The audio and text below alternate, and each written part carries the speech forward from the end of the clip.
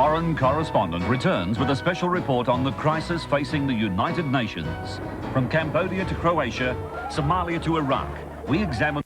I went to bed with you, Max, in a purely exploratory fashion. I wanted to find out whether my aunt's onto a good thing. Nominated for Best Drama Serial at this year's British Academy Awards. We lived intensely. Did things we never would have done. It was a very happy time. Let your senses be overpowered by the beauty of the Chamomile Lawn. 9:30 tonight.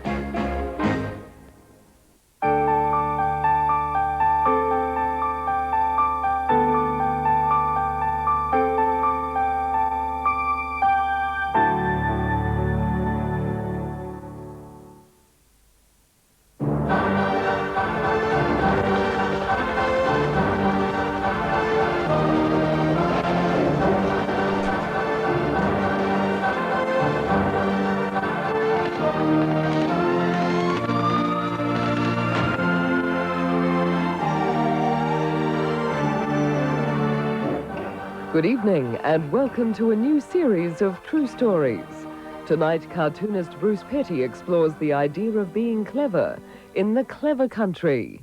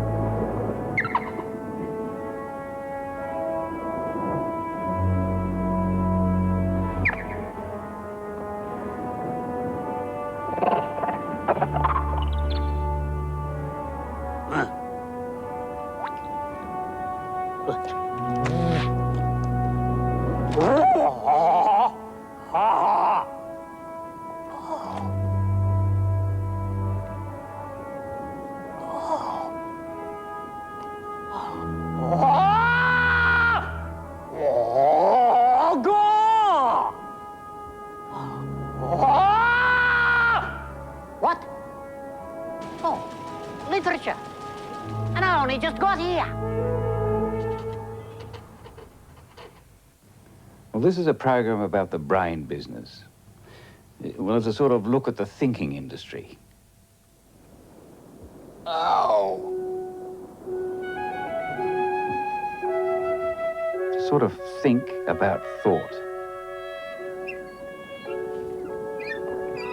What's this?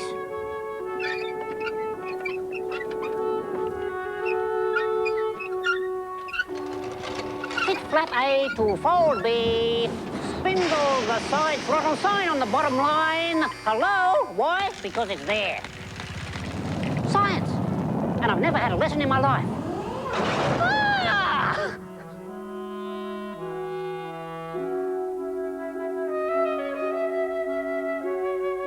This is a program about being clever.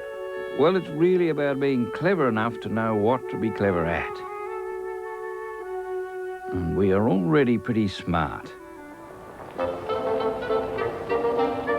Here we see a typical assembly of well-dressed, carbon-fueled, self-propelling street mechanisms.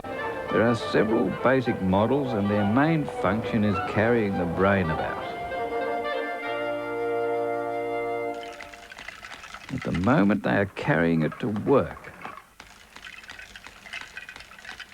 That's brilliant engineering territory, but this film is about the clever country. The apparatus we are talking about here is the fully essential all-weather life booster. It's a twin-cylinder unit, a two-brain item. The left side tells you what to do next, the right side, how you feel about it. Whether it be noble in the mind to suffer the square on the hypotenuse is equal to the slings and arrows of planks, outrageous constant. There's a memory file, a body clock, a compact hope and pray section. There are currently around 2.5 billion different models on the road at any given time. And here are 6 of them.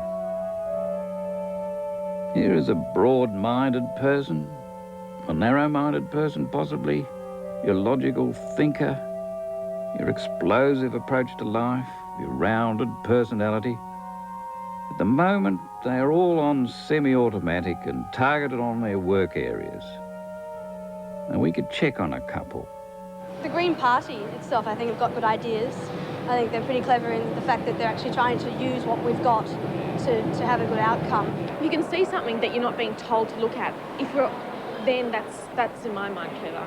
Some of them are smart with their money and other of them good at maths or English or things like that. I don't think of a particular clever person. I guess it's just people who are pretty practical and good at, you know, I guess, at getting things done. Now, it's basically simple. Here is a sort of life ship we all get to travel on. It is powered by thinking of various kinds. The concept of civilization is inextricably linked with the concept of universities. South Africa took 2 steps forward at the weekend of the problems of pollution. The term nucleic acid. The protesters seem to have won the day. That kind of thing. Now, here's a student waiting for the boarding call, and you get about 45 years adventure on this thing, and then you are more or less told to get off.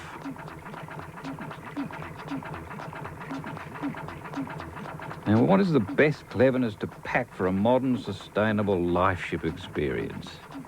Yeah, I've got to get on. I've got to get on. I've got to get on. No, I've got to These are the new crew members doing basic life ship training, navigating grammar and learning their history knots. This question involves taking the angles of elevation of a tower from a point directly south of it. These people will be boarding soon. We want to use this information to find the height of the tower. That's right, the great search for the height of the tower. Now, this is a sort of achiever's launch pad. Here, a flight of BAs is about to be rocketed into the long word zone. Hey, what the? Hey, would you... Knowledge, erudition, cognizance, etiology, pedagogy. Oh, lovely. This seems to be where you get your sense of direction.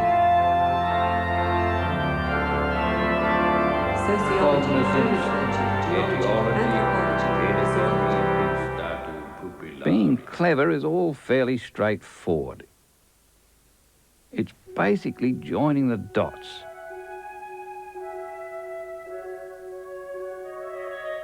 It's a question of connecting what you can find in the library and having a think about what goes around what. In an early attempt, scholars thought everything had been designed to go around mankind. It was beautiful, but it was wrong. 1,000 years later, another academic joined the same lot of dots and decided mankind, in fact, went round a bit that didn't go round anything. It was alarming, but it was right. Well, closer. And rethinking what went around what never looked back. They found that leeches weren't the centre of medicine. Women, it was discovered, don't necessarily rotate round men. Elected governments, it appeared, revolved around the public service. We talked to some people who are paid to be clever about what is going around what. The area where real progress has been made is in so-called expert systems.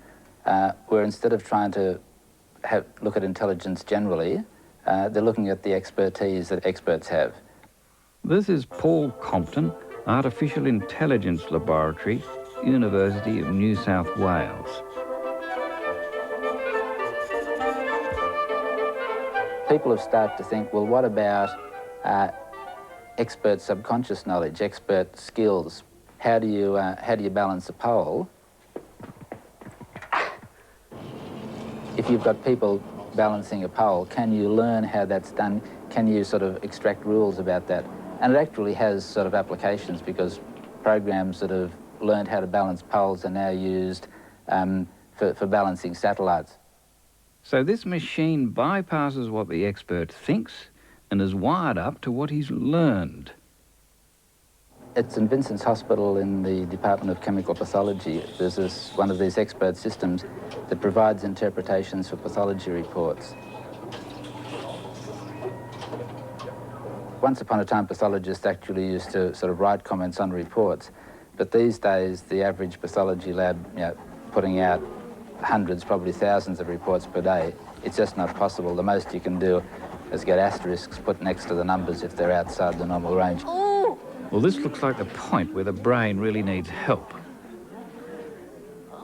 Essentially, the data passes down through a sequence of rules, all of which are corrections of earlier rules, till it finally reaches the most recent one added that actually gets satisfied by the data, and then that's the conclusion that gets made by the expert system. So this apparatus is a sort of set of electric measuring eyes with an expert head attached to keep it honest.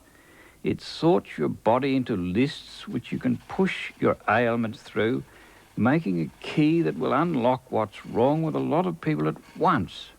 It's clever.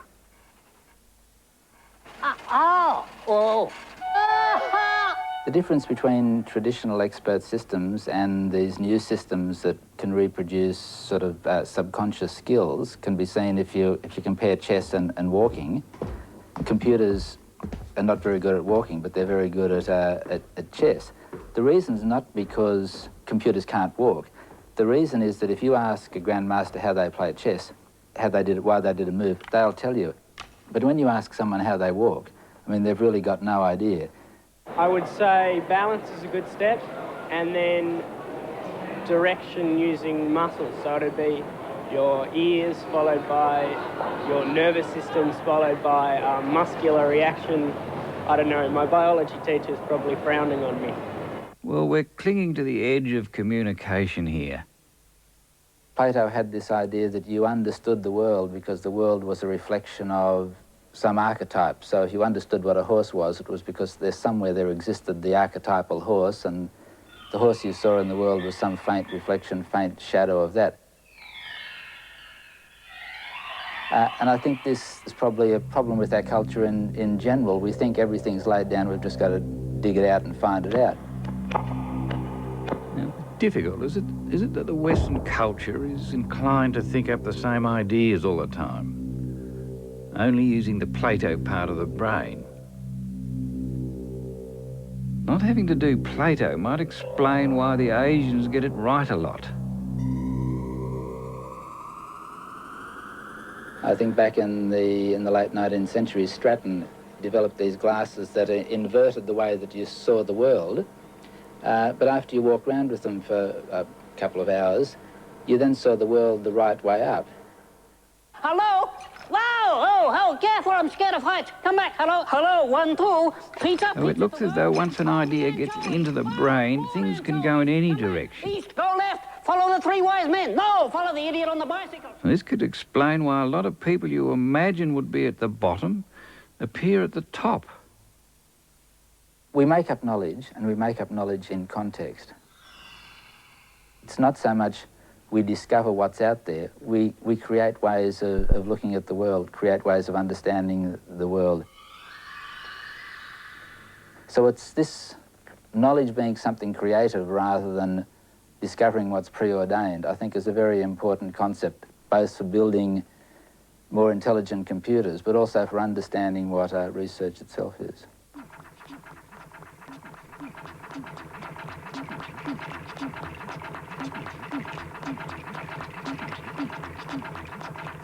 So we've got this expanding all-purpose high-tech know-how, a sort of huge Swiss army knife. A bit of a feeling we've got the wrong sort of brain to run it. One chance seems to be this expert simplifier, half man, half silicon chip, programmed to look at things from different angles.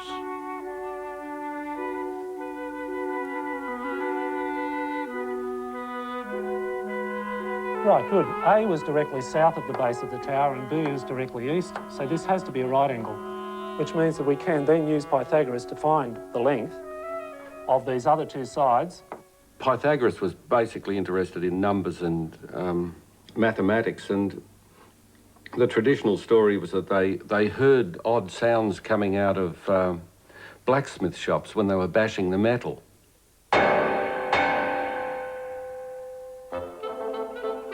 This is Bruce Smeaton, composer.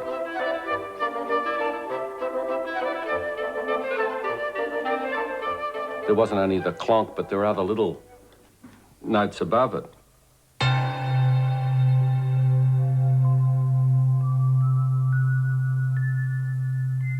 And that interested them, and they started doing experiments by stretching strings between two posts, and they found that if you touched the string in the middle, just very lightly, the string went into two vibrating sections, and that was called a nodal point. And they found that that occurred at different mathematical sequences, and so they constructed a scale, which is the scale that we write everything on.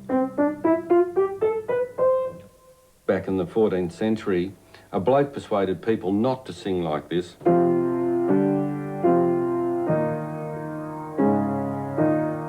Which are fourths, or if you turn them upside down, fifths, but to sing with thirds and sixths.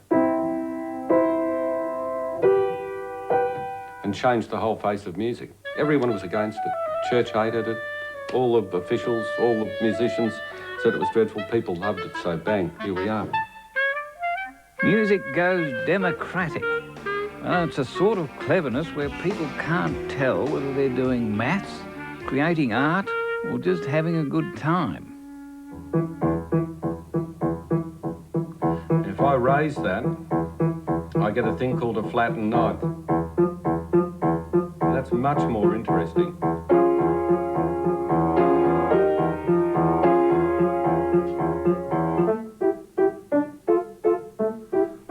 Now, out of that, I decided I could shift. Instead of going bonk, bonk, bonk, bonk, bonk, I could mix them up, so I went.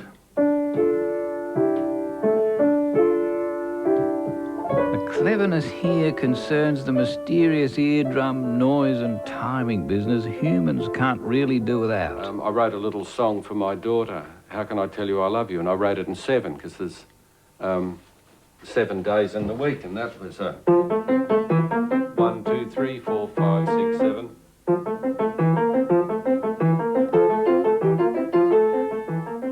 If I start to use those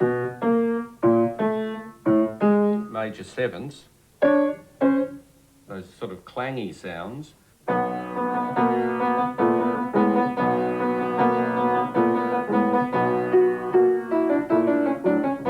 well, a particular problem was the film Roxanne.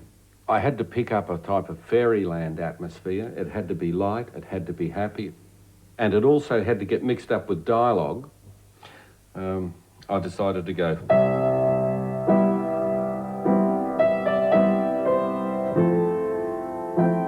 But I eventually got round to changing it.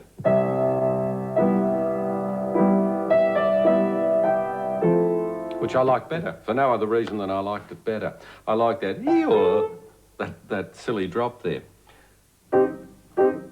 Take a chord like the Italians sometimes do, and then making notes wander.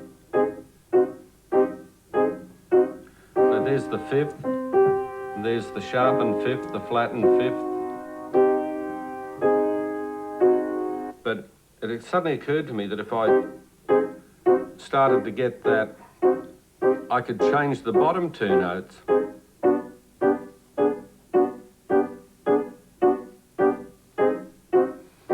Now, if I took that and put it more into a ragtime context,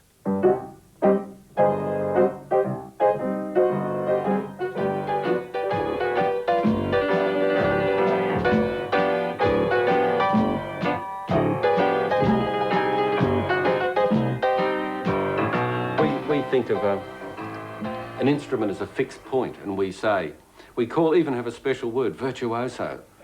And virtuoso means someone who can play better than anyone else. And the Japanese came up with a great idea. If the piece of music's hard to play, why not change the instrument? And you can do that with a koto. You can change the bridges. So all of a sudden the music isn't hard to play. We've never done that.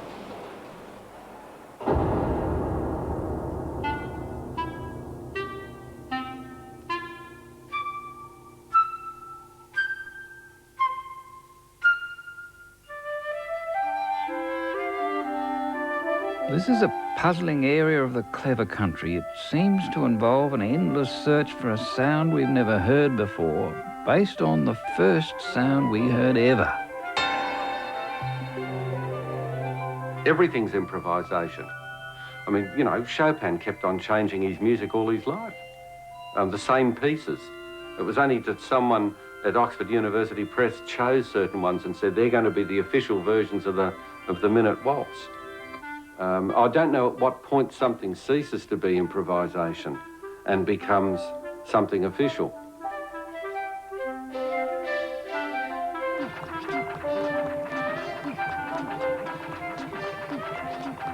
So here's this down-to-earth, multi-purpose life ship, and also on board are these clever vibration controllers who can get the human spirit airborne at will.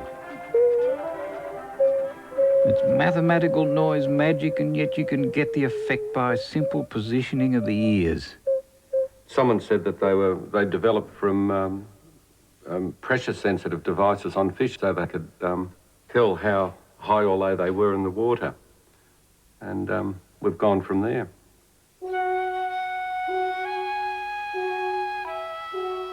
Good. Pythagoras' rule says that AC squared plus BC squared equals AB squared, the hypotenuse. So we've got, I'll write that down just as an introductory line. I think that societies have two coordinating structures. I think that's what's important. This is Michael Pusey, Professor of Sociology at the University of New South Wales. On one side, they have economies, markets and money. And on the other side, they have states, bureaucracies and the law. Now, the countries that work are the ones that use both coordinating structures together. The cleverness here seems to be taking a nation full of people you can't really imagine and turning them into a couple of ideas you can.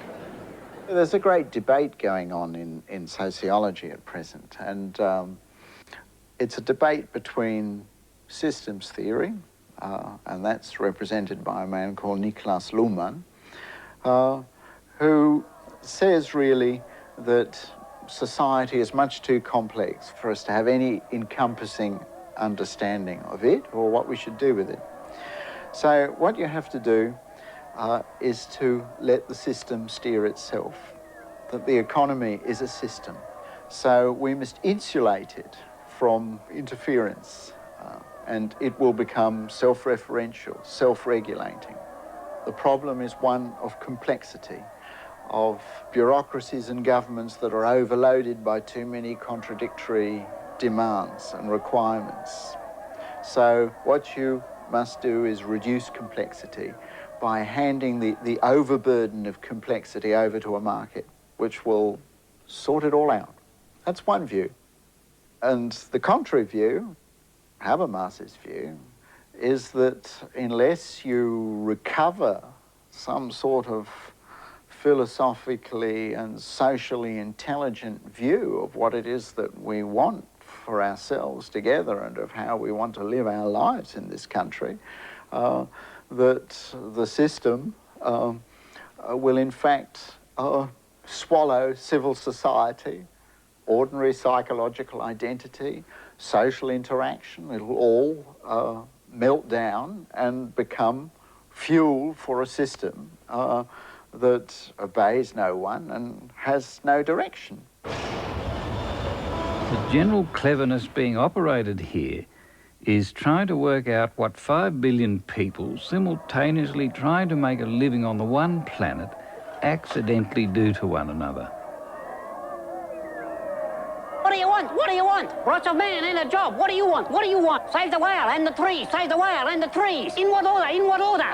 Trees, save the keep the trees and the whales. I'll get back. I'll get back. I'll get back to you on that. I'll get back to you on that. I'll get back to you on that. I'll get back to you on that. Habermas says that the only way to preserve democratic institutions and to keep both economies and states, the two coordinating structures, working in the service of the larger and longer-term interests of a whole population, is to develop what he calls a public sphere, which is a public space where there is free discussion and a battle of ideas.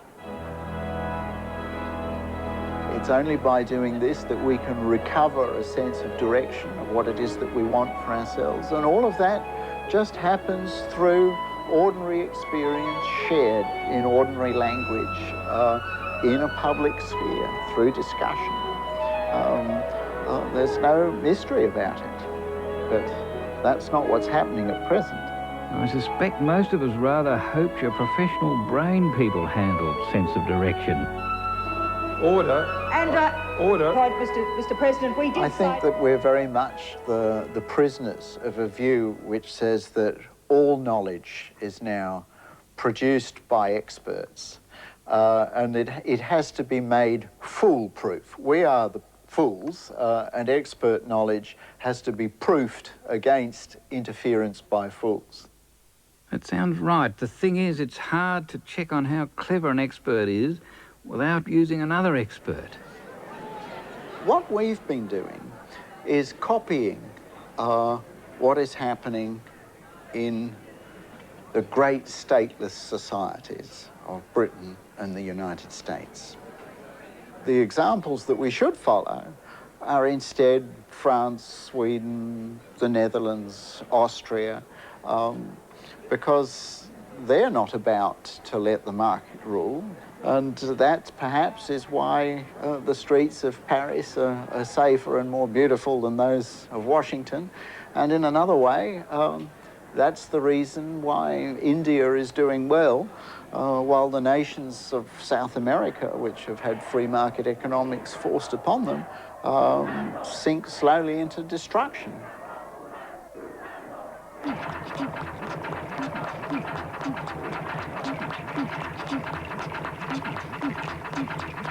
Well, this life ship element is not as clever as it first appeared.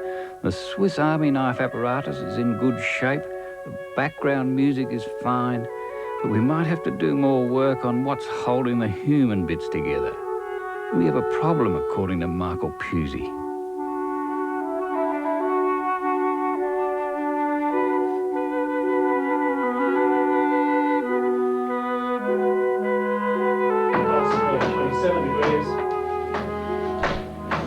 Equals 400 squared. Okay, what can we do to isolate the H? We need to get H by itself. Hello, hello, make me an offer. We factorise it. No, not that one, not that one. Next. Foreign exchange turnover is now about 30-40 billion a day, and at its peak it would have been about 60 billion a day, but we've calmed down from the mad days of the late 80s. This is Edna Carew, finance writer and commentator. That's only foreign exchange. You've also got turnover in short-term money market securities, bonds, cash, whatever. It runs into billions a day. Short-term generally means under 6 months, so it can mean up to 1 year. It's borrower-lender relationship. If I lent you, say, $10, I've committed the $10 and I have to wait for you to repay it. If I lent you the $10, say, on a piece of paper, an IOU, which could be a bank bill or a certificate of deposit or whatever, you can then trade that bit of paper at a discount, so you get refinanced. And that's where the velocity, the flow comes in. The cleverness here is in the way in which selected people can get to spend the same lot of money at once. It's done by persuading everybody that well-documented paper passing through cleverly arranged pipes is as good as money. Long-term would be bonds, mostly. As the Commonwealth bonds, they're the governments that can be up to 5 or 10 years. And because you're effectively giving the government or the company or whoever the borrower is the money for a longer period, you want a higher return because there's more uncertainties built in. Inflation might go up, interest rates could change, and you've committed the money out that length of time. Buy, sell who? No.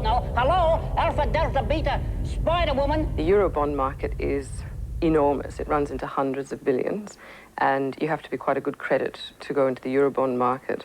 You lend or you borrow the money for 5 years, but each 6 months you review the interest rate so as you're not committed out for 5 years, so you can take advantage or win if interest rates change. Hello, Nick, give me a song. Wrong song. Buy, sell who? No. With a swap arrangement, you have an agreement, but you never actually swap the funds. You swap the methods of paying, if you like. Okay, now I really want your fixed interest payments, and I want Swiss francs, but I can't get into that market. You actually want floating rate interest payments in US dollars, but you can't get easy access or cheap access to that market. Along comes the merchant bank and organizes a swap. Now, we're doing both a currency and an interest rate swap, which means we're swapping the actual borrowings, your Swiss francs for my US dollars, and we're swapping the interest, the form of interest payment, my floating for your fixed. The cleverness here seems to be in creating an international market for the pipes you push the paper through. Here we see money being cleverly converted into a figment of the imagination where it's more likely to make a profit. With an option, what you do is you look at something, say an interest rate futures contract or some other parcel of securities, and you say, well, I'd like to take an option, maybe to buy that in 6 months' time, maybe to sell that in 6 months' time. But so all you pay to the option grantor is a premium. Well, there seems to be 3 types of money. Yours, theirs, and what the next generation has to pay back. And the cleverness here must be knowing which is which before the annual general meeting. They're all based on the principle of hedging, ensuring against an exposure to a particular interest rate or a currency. No, remember, if you want cheap money, you're going to have to pay for it. It's sort of like beholden on the dealers, the traders, the merchant banks to be inventive. It's the brains, if you like, or the inventiveness that makes merchant banks, they think, different from banks. Banks are supposed to have the brawn. Banks lend you the money. The innovativeness often comes from what they call the financial engineering.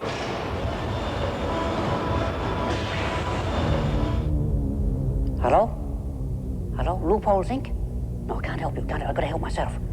Now, obviously, there are loopholes because dealers sometimes get carried away and they think that's a good position, I'll just go over that for the night. Green mail? Roll over. Sit, stay, play dead. Get around. You mongrel. Sit. Mezzanine finance? To the casual observer, it looks like the money market and the financial markets happen in a big sort of mayhem, but there are actually a lot of checks and balances in the system. At the corporate level, there's the ASC, which oversees all registered companies. For the financial system, I guess the most important regulator in the day-to-day sense is the Reserve Bank, which specifically supervises all the licensed banks. It also supervises the foreign exchange traders, and there's about 80 of those, and supervises the authorized money market traders, and it collects information from all registered financial corporations. So it appears we pay one lot of people to push our money through the loopholes in the law, and we pay another lot of people to stop them.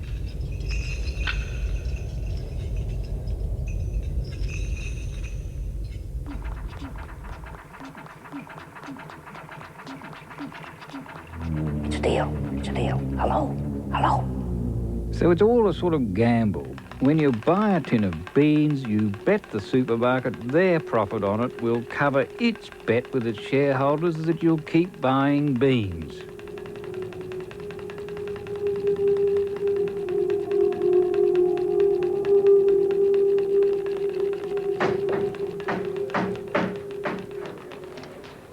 And the last step would be to do what? Screw in. That's right. With our sort of scientific and technical culture, people want more precision. They want to be able to say, well, A disagrees with B.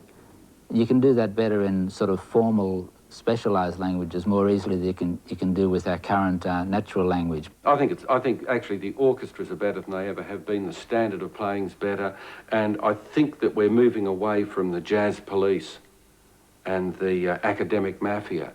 Free market economics, it's based on a negative utopia, which says that all identity, all culture, all history really is irrelevant, and that it's all sentenced to dissolve into yes-no decisions that are already programmed for you by a market. You want to find some happy medium where you don't suffocate the animal spirits that they talk about in business, but at the same time you don't let them entirely off the hook so they can go out and create damage.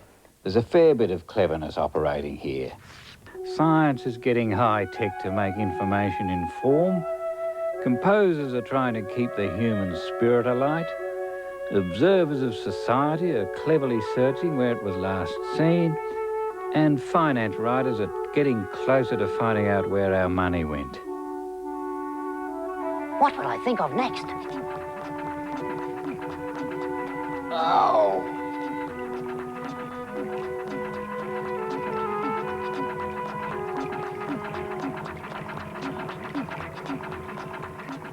Here's the clever country so far. Looks quite promising on paper. These people are paid to work out what to do. Here is the rest of us trying to do it. We put them together, subtract a few bits for cheating, divide by a fog of long word slippage, multiply by various points of view, and add some lessons from the past. What? With all these messages, the world ought to be a laugh a minute. What? Yeah, there's a lot of smart people, but whether clever you mean like logical and stuff. They dip out in the common sense department. Yeah. Kathy's clever. She's doing well in almost everything. A lot of it's like putting the effort in with study and things as well. Yeah. I mean, that's got a lot to do with being clever. There's a big definite line between smart and clever. I think it's sort of like the fast forward type people who think up the comedy shows and they make you think. Yeah. It might be clever to have a quick look at the problem we have to get clever at solving. If you look at current scientific productivity, just in medical research alone, there are now 2,000 papers published per week.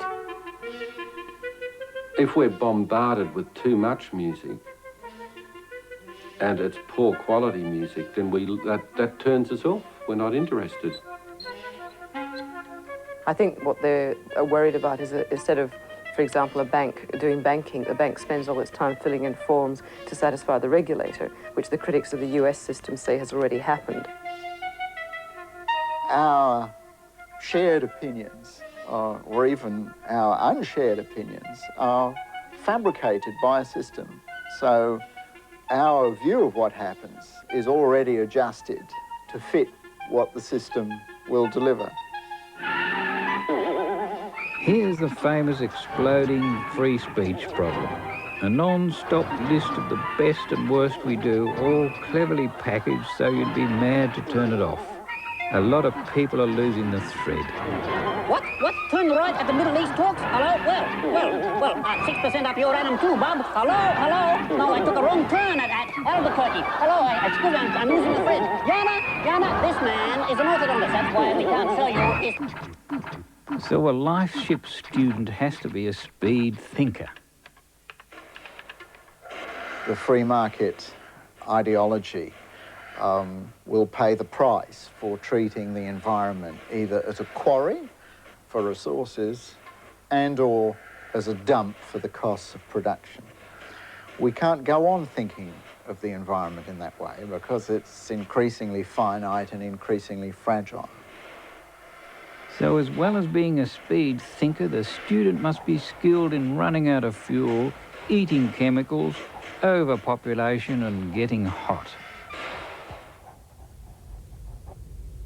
You have to maintain authority over your own economy. It can't be abandoned into what is called the global economy, because that just siphons all the resources out and leaves you defenceless. So it appears we are buying this huge high-tech Swiss Army knife overseas on our credit card. In order to flush out enough to make the repayments, we had to unhook our money from the rules. Was the deregulation a big mistake? Those who support it say the genie's out the bottle, you can't put it back. Other people say, well, technology's advanced so much that we're linked inextricably with the rest of the world and you can't turn that clock back. It always generates the same budgetary prescriptions. I mean, you must always move more of the nation's income up from wage and salary earners and from welfare recipients to the tiny fraction of people who hold parcels of real money who are already very wealthy. A bit of a problem. It virtually means that whoever you vote for, you always get a skyscraper.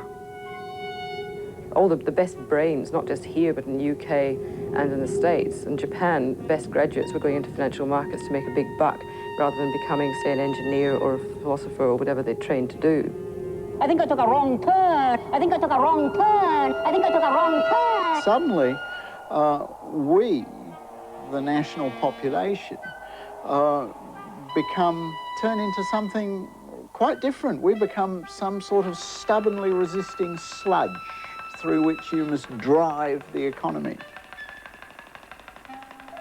No, hello, we're going through, no, we're going under. Oh, stick with me, I'm your captain, we're all safe. Honk, honk, honk. No, I'm not worried.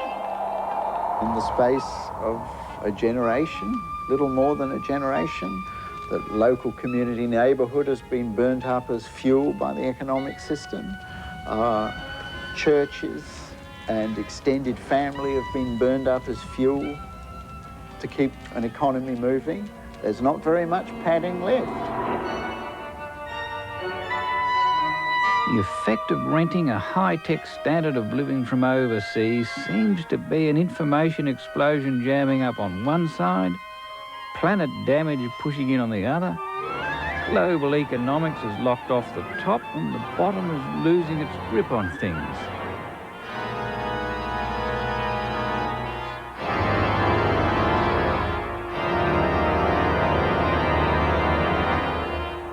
There's a feeling about that nobody really knows what to do next. We become the object of economics. So rather than economics being a practical tool for nation building, for realising our purposes together, economics turns into something that has to be done to us. Keep left, merge right, merge to the right, left. That's right. No, after you, after me. They're after me. No, they're not. Hello? This is probably more the shape of the life ship the students are about to fit their minds to. There appear to be rivet-shaped economic slots in the global life ship. One idea is to crash-educate a generation with high-tech rivet-shaped minds to fit the slots. Emergency, emergency. Olga, prepare for impact. Prepare for impact. We're going in, Jim. We're going in, Jim. Don't panic. Don't panic. And if we take acceleration due to gravity to be 9.8 times... And one bit lonely as a...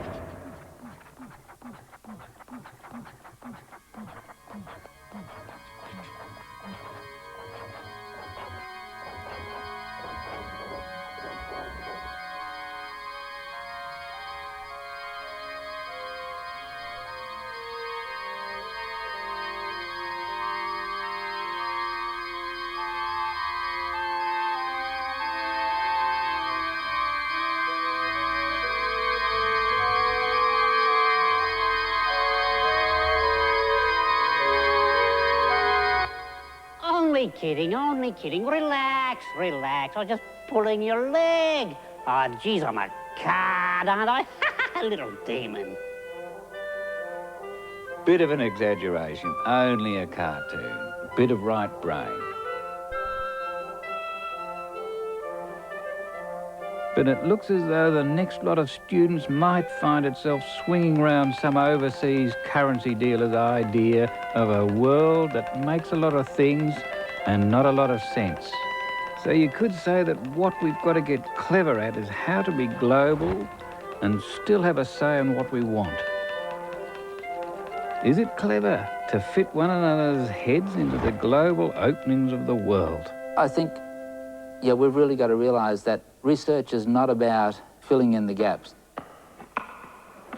It's about these paradigm shifts, and these paradigm shifts are not things that are discovered, they're things that are created. Oh, surely not the what goes round what problem again. Well, it looks in order. Money makes the world go round. There's financial circles, the shopping centre, there's the business cycle. It seems logical enough.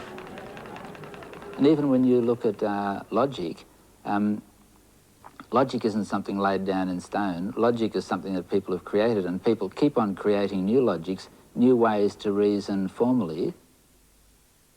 I mean, what else could reasonably be at the centre of things? Society must go on. We have to be able to communicate with our children. We have to be able to communicate with people of a different gender to ours. We have to be able to communicate with people who come from different cultures and have a different life experience. Well, it sounds like a paradigm shift. We must protect our industries and we must repair and reconstitute our public sector, our schools, our hospitals, our community health system, our public media. These are the arteries. This is the brain of a society. This is the conscience of a society. It's through institutions like these that a society thinks and reaches a common will about what it is that it wants for itself. The suggestion seems to be that we should try to get everything going around what people really want to happen. Everything going around a common will. All change! Going about, going about. Got about 360 degrees, I think. Oh, look at that. Look at that. Who could ask for anything more? A jug of wine, a loaf of bread. This lot.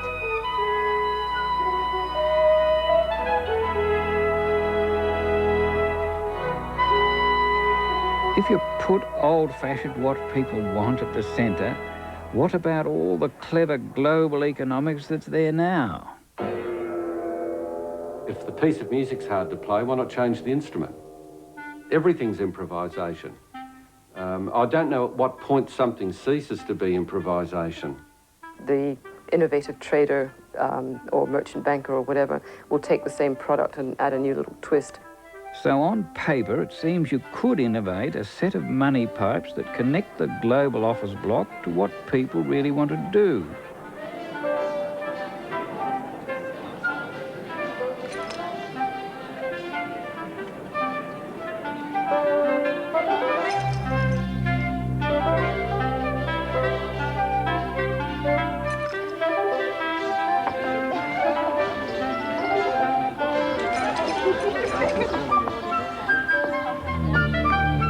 A bit tricky, asking a businessman to advance on the global front, stand on principle and circle round the common will at the same time.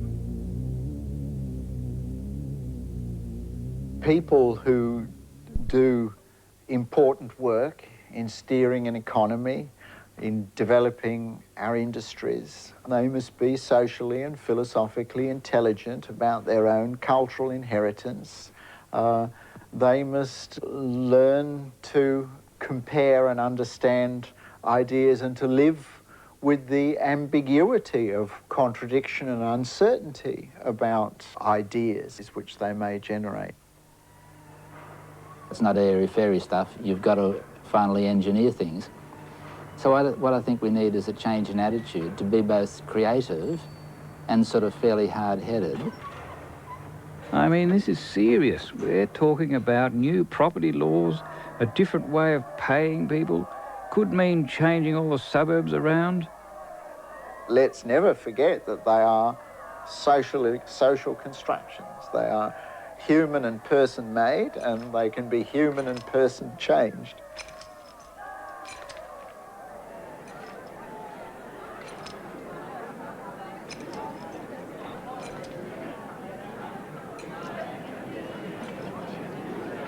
Unmaking your politics, remaking your neighbourhood, making a living, That's a lot of cleverness going on at once. What computers are really good at is doing vast numbers of repetitive steps without making errors. Because you're dealing in big numbers, and you have to be able to say, yes, well, $1 million overnight at 8%, or for 3 days is whatever. I mean, they've got the computers there, they've got calculators, they've got heaps of machinery. We're great at new insights, new ways of looking at the world, but we're not very good at doing this in a consistent, coherent fashion. But computers with their number crunching can help us in this area. Well, it's all a bit vague, I suppose. Paradigm shifts, the public sphere, nice feel about it, common will. There's not a lot to go on. All ideas and thoughts originate, first of all, into mood states. The function of the arts, and indeed of broadcasting, is to put intuitions into words, to give thoughts stability of reference so that they become more and more communicable and less sort of tied and limited by their authors, and to give them currency so that they can be shared. And these are the creative resources of a nation, and it's always fragile, indeterminate, difficult, intuitive. Aggressive formula mongering puts it to death very quickly indeed.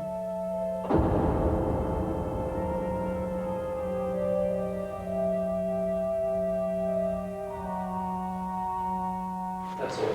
Thank you. That's it for the height of the tower. That's more or less the scale of the problem.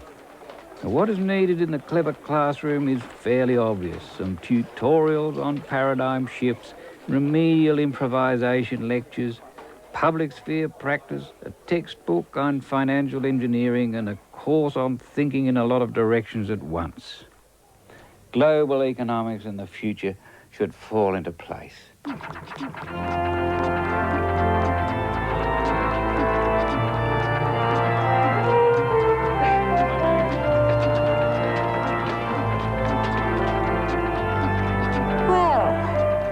It appears we've made enormous strides.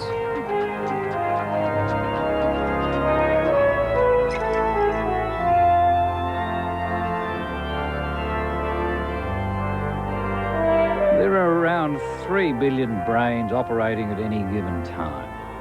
There are 1.5 million known clever ones. We talked to 4 and a couple of people going to work. Well, you've got to start somewhere. What will I think of next?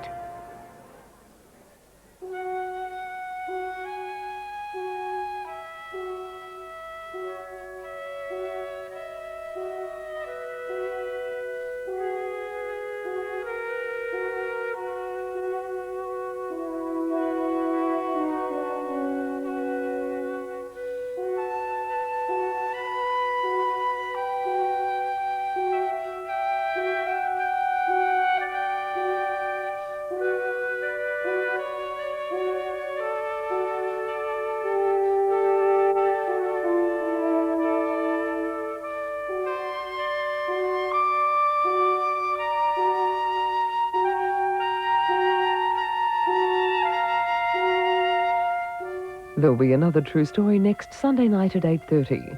From tomorrow, we begin the first comprehensive news coverage of the day, with all the latest news from Australia and overseas, including in-depth reports and business analysis. Join us for First Edition, live every weekday morning at 6:30. Coming up, the premiere of our drama series, The Chamomile Lawn.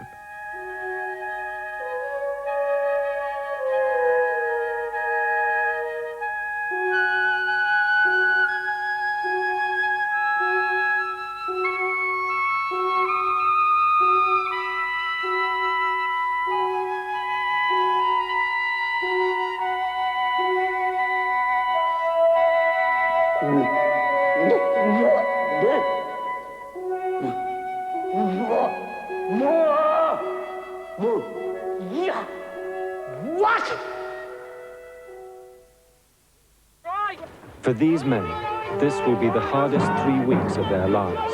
3 weeks of relentless physical and mental stress to earn the right to wear the famous red beret. It's said to be the toughest Don't touch the ball! and most grueling selection course in the world. It's just pain from the start to the finish. Share the experiences of a group of soldiers as they struggle for membership of Britain's elite. P Company, 8:30 next Sunday. Australian shareholders are calling some of our biggest companies to account. Westpac, Fairfax and Coles-Myer have all felt the blowtorch. But one corporate giant has largely escaped the public glare, until now. Don't miss Four Corners, 8:30 Monday, ABC.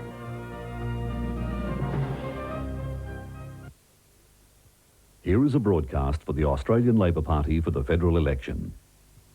Of all the people who stand to lose from a 15% tax on everyday goods and services, women will be most hurt. Women have been behind the action in so many ways: work, health, pay, careers. Women are the ones who do most of the work of caring for those who need support. Women are the ones who bear most of the responsibility for managing the family finances, keeping the family clothed, fed and well. And women are the ones who'd have most of the burden of coping with the higher prices that a GST would put on everyday family needs. The extra 6.5% on bus and train fares, the extra 8% on household items, the extra 10.5% on the power bill, and the extra 11% on school clothes. When Labor came to office, we understood that women had been left behind for so long. So Labor's pushed through more reforms to help women over the past 10 years than any other government in history. Reforms dealing with violence against women, with childcare, child support, with breast and cervical cancer and the other special health needs of women, with family support, with women at work, with encouraging women at school and university, laws against sex discrimination, especially in the workplace. Our reforms mean that Australia's leading the world in trying to improve the status of women. There's one simple, basic reason for all this. Women at home, women at work, women from all backgrounds must have real choices and real opportunity in a fair society. Point is, Labor's actually listened to women. We were the first to understand that what women need most is independence, not to have to rely on others.